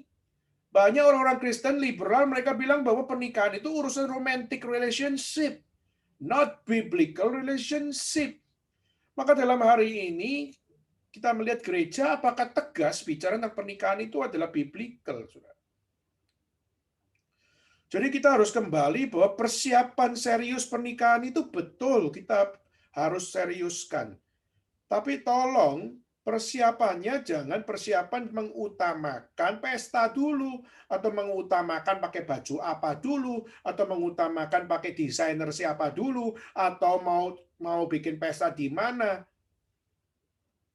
Tapi harus bangun di dalam konsep marriage yang benar. Yaitu apa, saudara? Yaitu adalah marriage itu harus godly marriage. Pernikahan harus dibangun di dalam godly marriage between man and woman, masculinity and femininity. Kenapa harus ada masculinity dan femininity? Karena manusia dicipta to reflect the God's image. Karena setiap laki-laki dan perempuan itu dicipta merefleksikan gambar dan rupa Tuhan. Dan waktu merefleksikan gambar dan rupa Tuhan, maka di situ ada satu relationship yang spesial, identitas yang spesial, yaitu you are the image of God. Maka you are the image of God, kita adalah gambar dan rupa Tuhan, dan waktu kita menikah, we are pattern. Kita itu patronnya adalah pada apa yang Tuhan nyatakan kepada gerejanya. Jadi seperti Tuhan dengan gerejanya, pernikahan adalah digambarkan seperti suami dengan istri. Nah, ini adalah satu gambar yang very serius di dalam pernikahan, saudara. Jadi pernikahan itu sebenarnya adalah satu gambaran bagaimana Allah mengasihi gerejanya, maka disitulah sang suami harus belajar bagaimana mengasihi istrinya. Ya, jadi konsep Efesus pasal 5:32 di situ kita melihat bagaimana suami dan istri harus bagaimana memperlakukan dirinya. Mereka harus memahami bahwa apa? Laki-laki, kau adalah gambaran Kristus seperti dengan gerejanya. Dan harus engkau belajar bagaimana dengan meneladani Kristus. Itulah marriage. Nah, saudara, lalu berikutnya, saudara, tadi ayat 9 dikatakan Raja Salomo membuat dirinya suatu tandu dari kayu Libanon. Dia mempersiapkan pernikahan. Dia mempersiapkan dirinya juga. Tetapi tadi saya sudah mengatakan bahwa persiapan jangan hanya soal pesta, atau persiapan jangan hanya soal apa yang namanya celebration. Tapi yang lebih penting adalah persiapan diri sebelum memasuki kehidupan pernikahan. Di mana pernikahan itu yang akan kamu bangun adalah pernikahan yang tidak sempurna. Jadi saudara, waktu kita memulai sebuah pacaran atau kita memulai sebuah pernikahan, kita sudah harus tahu bahwa tidak ada yang sempurna di dalam diri saya, maupun tidak ada sempurna pada diri lawan jenis saya atau pasangan saya. Tapi Alkitab mengajarkan, saya kutip dari 1 Korintus pasal 13 ayat 7, yaitu apa? Yaitu kasih menutupi segala sesuatu. Berarti apa? Kekurangan pasangan kita harus belajar untuk apa? Untuk belajar untuk tidak ungkit, bukan berarti tidak boleh mengkoreksi, boleh mengoreksi, tapi jangan ungkit dan menyatakan aku tidak nyaman, aku tidak aman, ayo cerai, ayo kita pisah, dan sebagainya. Saudara, maka kalau kita bicara kekurangan pasangan, saudara juga punya kekurangan. Tapi bagaimana kita sama-sama belajar untuk apa? Dengan penuh kasih. Kita belajar untuk apa? Menutupi segala sesuatu, bukan berarti munafik, saudara, tapi bagaimana kita mensupport dia supaya apa? Dia yang lemah ini tetap bisa teredukasi atau tetap bisa merefleksikan diri atau bisa menjadi orang yang lebih bijak dan sebagainya. Sebagaimana doa Yesus pada mereka yang menyalibkan dia, yaitu apa? Ampunilah mereka, karena mereka tidak tahu apa yang mereka perbuat. Lukas 23:24. Di mana dia mengatakan, ampunilah dia, mereka ini yang menyalibkan saya ini, jangan Tuhan hukum, tapi ampunilah. Kenapa? Karena mereka tidak tahu apa yang mereka perbuat. Kalau kita mau jujur, secara manusia akan berkata apa? Mereka tahu kok mereka apa perbuat apa. Mereka tahu kok mereka melakukan dosa besar. Tapi sudah, Tuhan tidak meminta penghakiman kepada mereka. Tapi justru Tuhan menutupi keberdosaan mereka di hadapan Tuhan itu untuk apa? Memohon Tuhan mengampuni. Di dalam marriage juga sesuatu pelajaran yang baik, saudara. Yaitu bagaimana sang mempelai, khususnya kita melihat Salomo, yang kaya, yang megah, yang ganteng, yang elegan, dia bisa menerima perempuan Sunem yang bukan bangsawan, bukan orang kaya, cuma seorang yang menjadi budak di kebun anggur. Tapi justru kita lihat pada saat akhirnya perempuan Sunem ini diterima oleh Salomo menjadi pasangan. Surat, saya akan ajak kalian melihat Kidung Agung pasal 5 ayat 1. Ada satu hal yang dilakukan perempuan ini. Yaitu apa? Aku datang ke kebunku, Dinda, pengantinku, kukumpulkan mur dan rempah-rempahku, kumakan sambangku dan maduku, kuminum anggurku dan susuku, makanlah teman-teman, minumlah sampai mabuk cinta. Nah, saya mau ke ayat satunya, yaitu apa? Aku datang ke kebunku, Dinda, pengantinku. Aku datang ke kebunku, Dinda, pengantinku. Jadi sudah, kebun anggur yang awalnya adalah milik dari perempuan itu, tapi akhirnya sekarang menjadi milik bersama. Istilahnya itu mempelai laki-laki akhirnya menjadi bukan sekedar apa ya, raja bagi kerajaannya, tapi bahkan seorang perempuan itu rela mempersembahkan kebunnya menjadi bagian dari siapa yang namanya Salomo. Ya. Jadi dia karena dia punya harta cuma kebun anggur, dia nggak punya apa-apa. Dan waktu menikah dia relakan kebun anggurnya dimiliki oleh siapa? Dimiliki oleh siapa yang namanya Salomo. Padahal Salomo sudah kaya loh. Salomo sudah kaya dapat kebun anggur lagi. Waduh, dia tambah kaya dong. Sudah. Atau kedua bisa kebalikannya yaitu apa? Perempuan Sunem ini dia sudah punya kebun, maka dia minta kekayaan daripada sang suami. Sudah kalau kita bisa lihat, ya ini bisa terjadi. Tapi justru ayat ini, pasal 5 ayat 1 ini menggambarkan pada saat dikatakan, aku datang ke kebunku, Dinda pengantinku. Di situ digambarkan kebunku itu kebun siapa? Kebun di situ adalah kebun dari sang perempuan itu. Kebun dari perempuan Sunem ini. Dan perempuan Sunem ini sudah tidak peduli harta lagi. Tidak peduli apapun. Dia nggak sebenarnya seperti di pasal 2 yaitu apa? Dia nggak peduli dengan kemewahan. Dia nggak peduli kemewahan, dia nggak peduli hartanya suami. Tapi dia juga nggak peduli dengan hartanya. Dia pun serahkan hartanya kepada siapa? Kepada suami. Surah ini menggambarkan bagaimana apa yang terjadi di sini. Kenapa waktu menikah, akhirnya hartanya dari perempuan Sunem ini menjadi milik suami juga, gitu loh. Jadi kita melihat bagaimana seringkali kita mengatakan bahwa apa? Wah, kalau nikah itu pisah harta saja, aman. Sudah, pisah harta aman. Pisah harta maka kita akan namanya kalau terjadi apa-apa kita masih bisa take over dan sebagainya. Itu pemikiran-pemikiran licik, itu pemikiran-pemikiran yang sangat-sangat tidak biblical. Kenapa, Saudara? Karena jelas banget kalau kita melihat bagaimana di dalam bagian ini, sang istri cuma punya kebun anggur dan itulah modal dia, itulah kekayaan dia, dan dia tidak tanggung-tanggung. Jadikan itu milik suamiku. Dia bukan orang kaya, sudah, tapi dia tahu ketidakkayanya dia pun dia serahkan pada suami. Kenapa?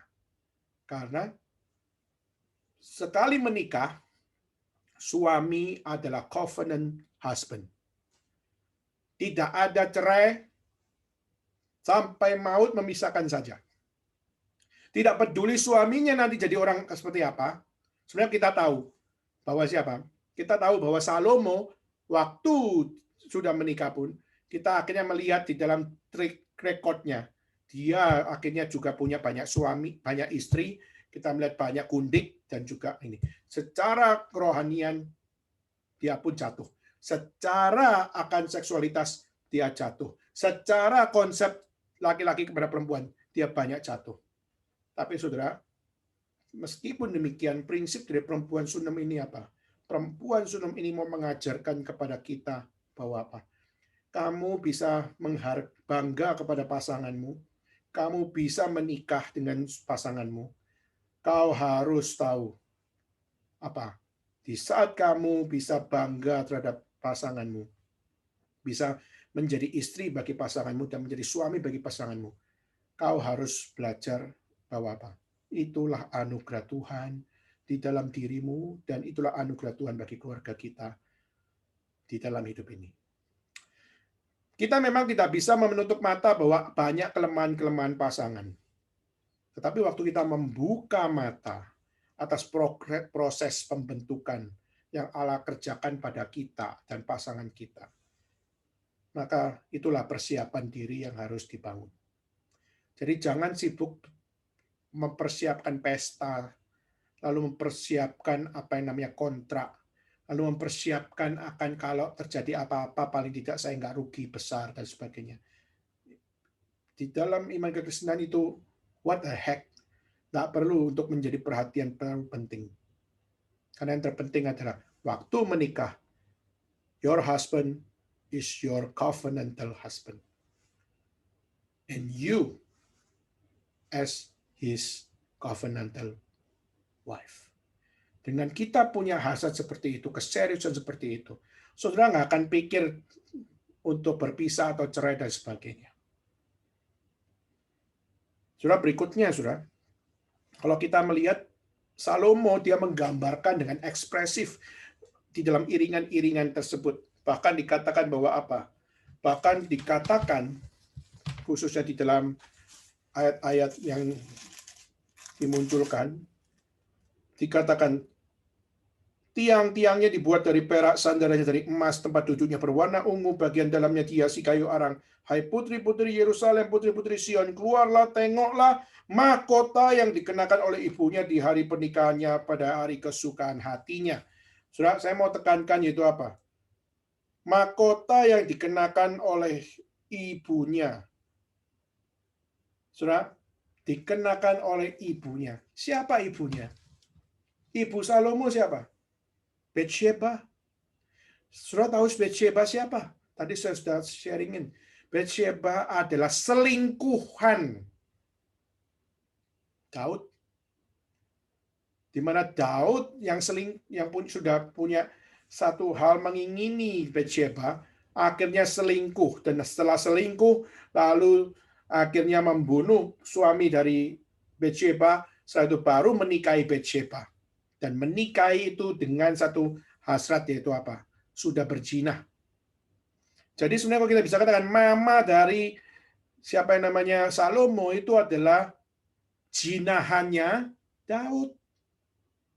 Tetapi mereka bertobat, tapi mereka akhirnya sadar, dan Tuhan hukum loh.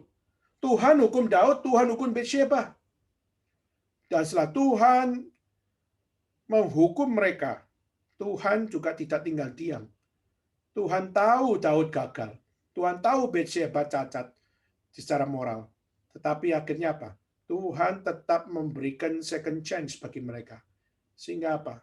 Sehingga Tuhan izinkan Salomo menjadi seorang yang dipakai Tuhan dengan penuh hikmat untuk apa? Membangun rumah Tuhan. Tapi sekali lagi, setelah waktu membangun rumah Tuhan, kita melihat Salomo pun yang diizinkan Tuhan membangun bait suci pun adalah yang secara moral nggak benar juga. Jadi kita melihat bagaimana Tuhan sungguh-sungguh adil.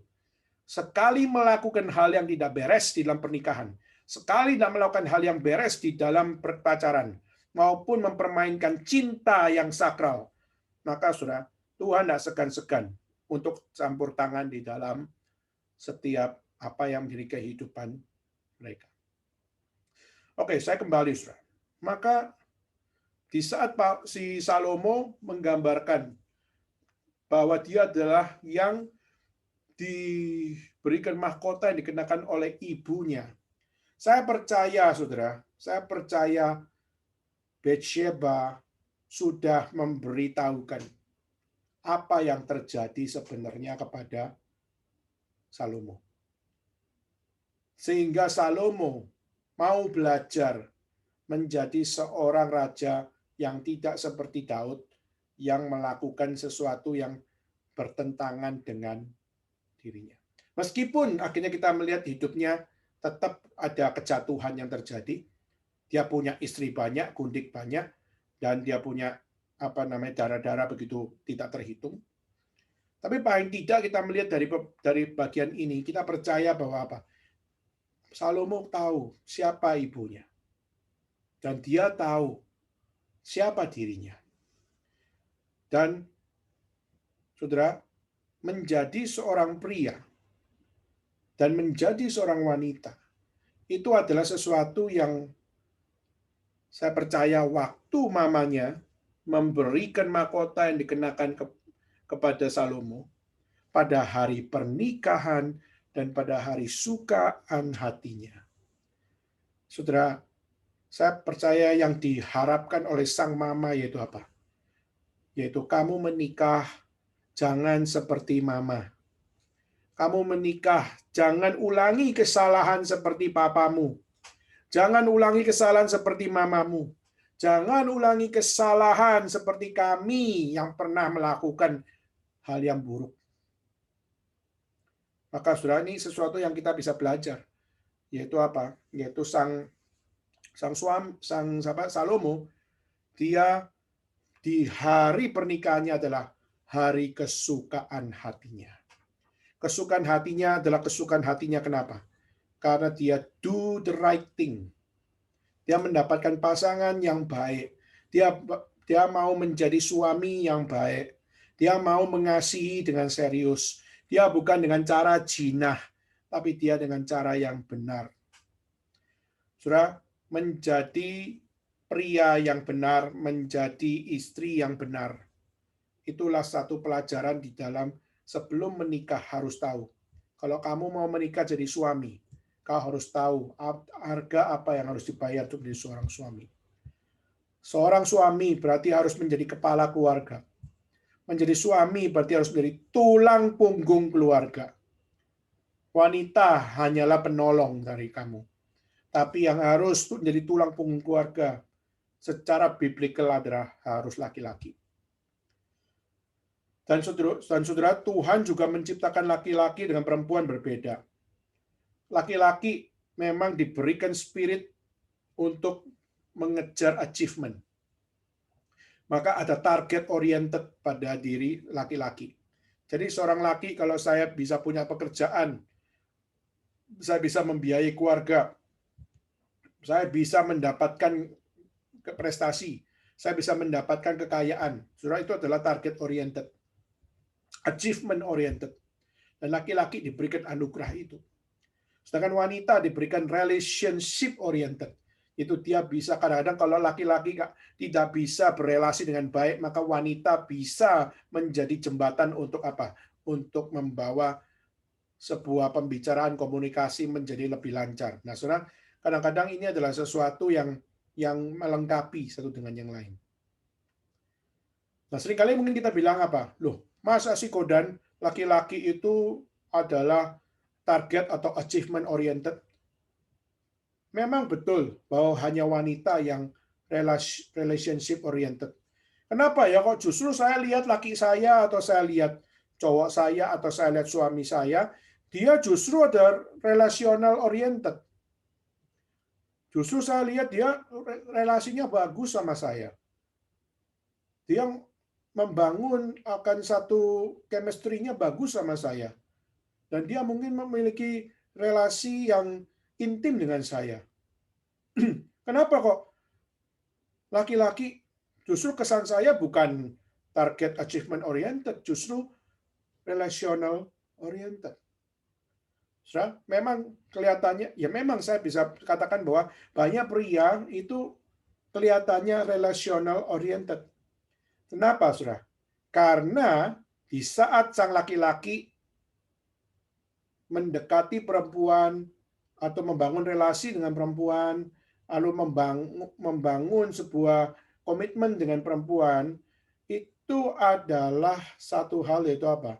Itu adalah target dan achievement-nya dia. Yaitu apa? Wanita adalah targetnya. Wanita adalah pencapaiannya. Maka dia bisa kesannya relasional. Kenapa? Karena dia menargetkan wanita itu jadi pasangannya, jadi istrinya, dan akhirnya dia dengan target oriented dia bisa menjadi relasional. Nah, kelihatannya sesuatu yang baik, tetapi justru kita melihat wanita justru diberikan kelebihan oleh Tuhan, yaitu apa? Itu memiliki spirit of relationship oriented lebih kuat daripada laki-laki. Itulah kenapa kadang-kadang laki-laki terlalu kaku memandang segala sesuatu, tapi wanita bisa lebih luas. Waktu sang laki-laki nggak sabaran, maka sang wanita bisa membikinnya lebih dingin atau lebih adem, gitu ya. Maka sudah ini yang menjadi satu hal. Hari ini kita mau sama-sama melihat bagaimana gereja harus belajar untuk mengingatkan kepada laki-laki maupun perempuan yang mau menuju kepada pernikahan. Bahwa apa? Gereja harus melakukan proklamasi bahwa healthy marriage itu yang menjadi refleksi dari covenant-nya Tuhan Allah di dalam hidup manusia. Jadi gereja harus mengajarkan kepada jemaatnya, marriage is a covenant, not a contract. Dan kedua, marriage haruslah dipersiapkan dengan serius di dalam pernikahan, tapi bukan pestanya, tapi bukan urusan hartanya, bukan urusan hal yang menguntungkan diri masing-masing, tetapi bagaimana mereka membangun biblical relationship, bukan romantic relationship. Dan ketiga, bagaimana belajar seperti apa yang diajarkan kitab suci, tidak ada yang sempurna, maka kasih menutupi segala sesuatu, maka justru persiapan pernikahan yaitu apa? Belajar mengasihi, belajar mengampuni, dan belajar tidak menuntut, tapi belajar saling mendukung, menolong satu dengan yang lain. Dan keempat yaitu apa? Yaitu adalah dalam pernikahan, fokusnya adalah mempelai pria menjadi pemimpin, mempelai wanita menjadi penolong. Dan di saat satu yang sama lain, yang satu target oriented, yang satu relationship oriented, saling mendukung satu dengan yang lain. Dan di saat satu dengan yang lain tidak menjadi satu hal yang saling support, maka mereka keduanya sudah tidak setia kepada firman Tuhan. Maka gereja harus melakukan proklamasi. Healthy marriage adalah sesuatu yang merefleksikan covenant Allah. Maka setiap pasangan laki-laki perempuan, pacaran, nikah sekalipun, harus memiliki healthy love relationship, healthy marriage. Dan kedua, gereja harus memberikan calling kepada semua orang. Call the people. Untuk apa? Memiliki holy living. Memiliki kehidupan kudus. Termasuk dalam seksualitas. Termasuk di dalam berelasi sebagai suami istri. Termasuk di dalam memandang segala sesuatu harta, maupun memandang tentang tanggung jawab. Memandang tentang menjadi seorang pemimpin, menjadi seorang penolong, menjadi anak-anak Tuhan, holy living, haruslah menjadi sesuatu yang dibangun terus-menerus dalam pasangan itu. Maka semakin menjadi pasangan dalam pernikahan, seharusnya suami istri itu semakin hidup kudus di hadapan Tuhan. Maka jika saudara menikah hanya romantic relationship dan tidak mau menghidupi biblical relationship, maka saudara, pernikahanmu tidak akan menjadi pernikahan yang sejati. Maka waktu saudara menikah, tapi akhirnya saudara tidak peduli lagi baca Alkitab, tidak peduli lagi akan Bible study, tidak peduli lagi pertemuan-pertemuan rohani, tidak peduli lagi pergi ke gereja. Pernikahanmu adalah pernikahan yang sudah menuju akan hal yang tidak Tuhan berkenan. Maka jika hari ini pacaranmu seperti itu, pacarmu tidak setia pada firman, atau engkau sendiri tidak setia kepada firman, maka waktunya untuk engkau koreksi diri dan menjadi pacar yang sejati, menjadi suami yang sejati, menjadi istri yang sejati, yaitu mulailah dengan bercermin di hadapan firman Tuhan dan hidup suci di dalamnya. Maukah saudara menjadi anak-anak Tuhan yang merefleksikan covenant Allah? Saudara, kontrak itu dua pihak. Covenant adalah satu pihak. Saat Tuhan berkata, I will be your God and you will be my people. Maka dia secara sepihak mengatakan, aku akan menjadi Allahmu. Maka itu pun yang perlu menjadi covenant call di dalam diri kita untuk apa?